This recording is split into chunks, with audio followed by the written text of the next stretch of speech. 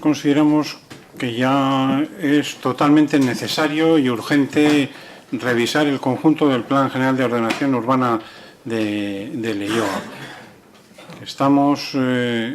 Seguimos sufriendo las consecuencias de los planes anteriores, que prácticamente dejan como no edificables las macetas y poco más. Y consideramos que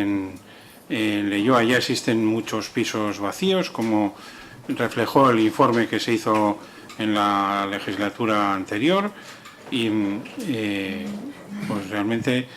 no estamos de acuerdo con este modelo y exigimos que se haga cuanto antes la revisión del plan general para preservar más espacios libres.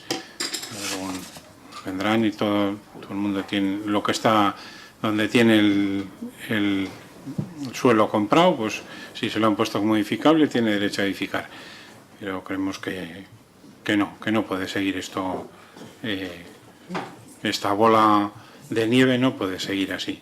Yo lo que he hecho es trasladar desde nuestro grupo la percepción que tiene una parte importante del vecindario de Leioa, de que se está construyendo demasiado. Este horizonte que pues, se recogía en un informe que se nos presentó en la Comisión de Empleo de unos 35.000 habitantes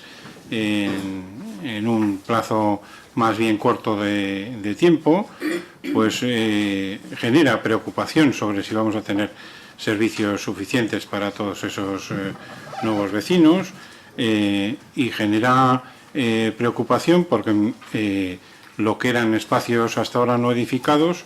pues se están edificando, perdiendo esa condición de zonas verdes. Entonces, pues creemos que todo eso debe ser analizado en un nuevo plan de ordenación urbana y por eso vamos a votar que no.